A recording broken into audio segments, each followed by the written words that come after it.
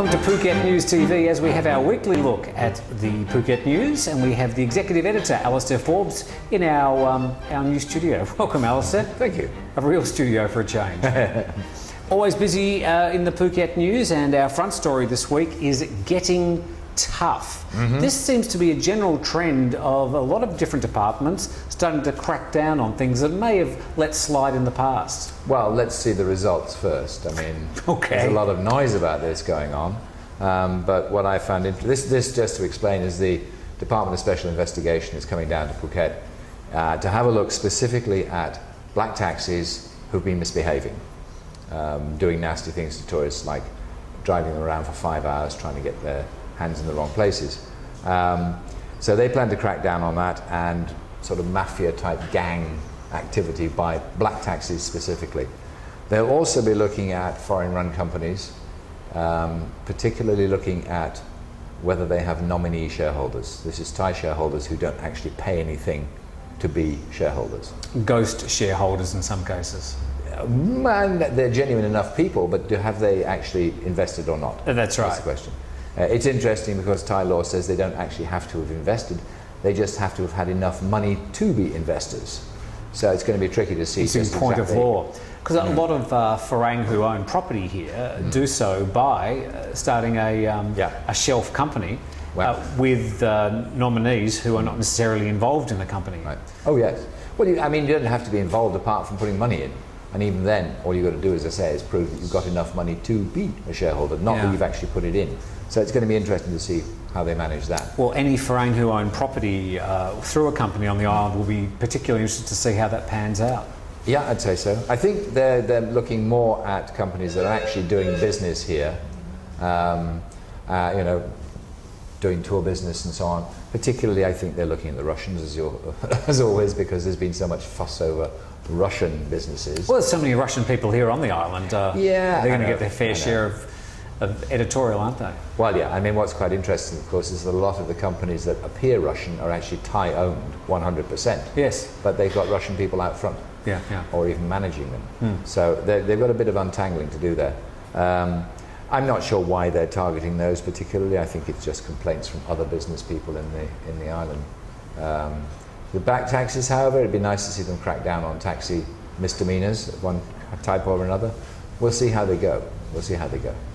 Oh, by the way, if you do hear a phone every now and then, we are in a working office as we speak. Right. That's okay. So don't worry about a bit of noise in the background. Right. Okay. Now, another one of these ongoing stories that the Phuket News reports often is about these new buses, for the airport bus in this case, and we've been reporting it for months, but this week, the first bus did actually leave the airport. Absolutely, yes, and it made its way down to Patong and back again with no incident at all, apart from apparently a few hard stares from some tuk-tuk drivers.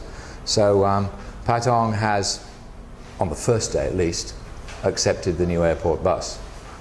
Whether they will go on accepting it, I think, depends on how many people use the bus, how many buses are introduced. That's going to be another point, of course. Yeah, well, they have 4 spanking new buses, 2 of them with a lot of advertising on the side. Yeah. So, and I think... And incidentally, with Katakaron on the front, did you see that? Exactly. Because at some stage, the intention is to get the buses to go all the way down to Coron and Kata. Yeah. And that's where the particularly militant tuk-tuk and taxi groups happen to... Yeah, they're not especially militant. They're no more militant than others. It's just that they don't have a character like the Mayor of Patong to control them. I mean, that's a man of huge political and social stature. There's not an equivalent in Katakaron. So they don't have a break on them in that sense. A lawless bunch, you're trying to say? Yeah. Okay. Well, we'll be interested to follow this bus story and maybe if they become popular, that's when the problems might start. But the first day, there were about 27 journalists and 4 paying customers. Well, they had paying customers. They had paying customers. Oh, that's good.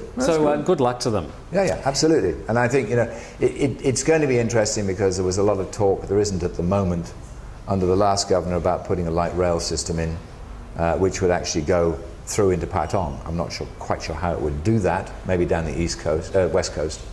Or through the tunnel that hasn't been built yet. That hasn't been built yet. Yeah, we have to modify that a bit, I think, to put the railway through there.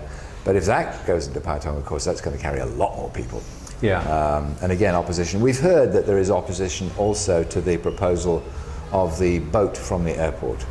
They're going to build a pier at the airport, which will be for tourists specifically to take them to Patong. These people are just trying to protect their businesses. I get that, but competition is inevitable ultimately. I think so. They're just trying to hold the floodgates, stop it coming in, keep the business to themselves. Now, another law we have here in Thailand is that if you have a hotel, or even if you have a private home and have guests from overseas staying with you, you must report this. Now, it seems that a lot of people haven't been doing so, but once again, they're getting tough on this. Well, yes. There are reasons, obviously, why they want to do this. And there are quite a lot of countries that do have this kind of thing, not for private homes, but for hotels and guest houses, where they have to report who's staying with them. Certainly, I know from my experience in France, where you have to hand over your passport and they take all the details, they're reporting to the local police. A lot of people here don't do that. I think to a great extent it's a suspicion that these reports will be linked to tax. They don't actually want to declare how many people they've got in their hotel. Well, there you go. Or guest house. So the only way the authorities can check on this is to go through a list of hotels. That hotel hasn't made any reporting. We might go and have a talk to them. Well, they have been. They've been talking to a lot of them. But eventually they're going to say, right, we're not talking anymore. We're going to actually fine you if you don't. And it's 8,000 baht per day per person unreported, which is quite a hefty amount of money. And if you host somebody from overseas at your house, you're required to report as well. If my brother came to stay with me, I would be required to go down to immigration and report that he's staying with me. Would you? Really? On air? Of course I would. I understand. Wink, wink. But that said, if you're a hotel, you can sign up and do this all online, which makes it fairly simple. Okay. If you're a private individual, you can't. You've actually got to go down to immigration and make the report there, which is a bit of a burden, frankly. If you've got someone staying with you for a couple of days, you've got to spend, half a day getting down to the immigration in order to make the report. Sure. Which is a bit of a pain. So perhaps immigration should now be thinking about doing it online for everybody. The island's best value 20 baht you can spend is buying the Phuket News each week, but you also get the Life magazine in the middle. Yep. And got a really interesting report on page 2 of Life this week. Would you like to talk about this one?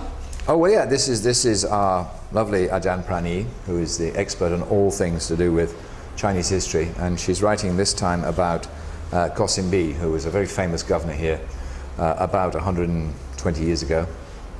Perhaps a bit more. Before your time? A little bit Just before my time. Just before my time here, yes. And so she's got a little profile of him there. Very interesting character. He is still studied in the official school at the Ministry of Interior for his methods. He was sent here by King Rama V as a tax farmer, as they call it. A tax farmer? Tax farmer.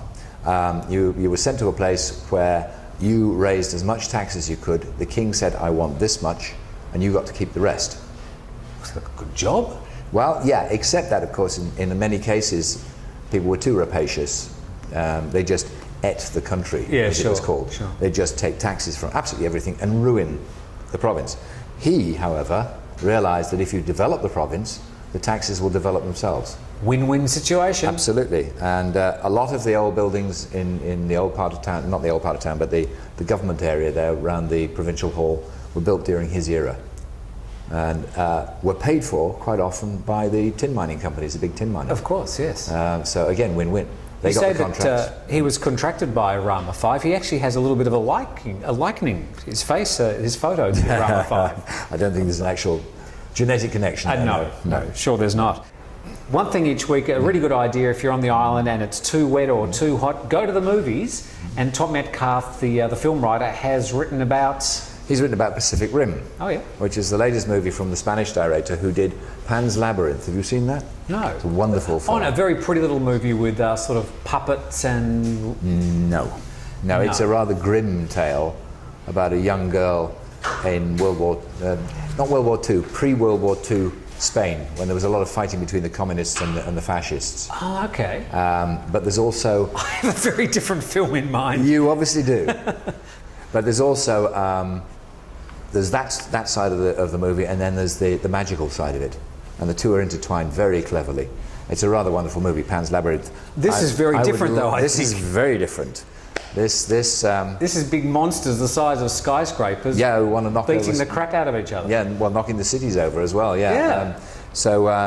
That one, I've got to go and have a look at this. I think Tom rates it very highly. He's given it 4 stars out of 5. So well, he's a harsh marker. He is. He is. I went to see a great little movie during the week. If you're into family movies, called Despicable Me 2. Right, I've heard about this. Yes. Great fun. Look, it's easy to say it's for adults as well as kids, but this one really has got something for everybody. Yeah. And I came out with a big smile on my face. So if you do have some kids and you like a bit of a laugh, go and see Despicable Me 2. Okay, cheer yourself up. Alasdair, it's been great having you. Thank you very much for coming to talk to us. Another paper on the go. Thanks, Tim. And we'll see you next week. Okay. Well, you'll probably see Simon next week. Oh, Simon's back. Simon's back. Oh, okay. Have to get the paycheck out again. Alasdair Forbes with the Phuket News on Phuket News TV.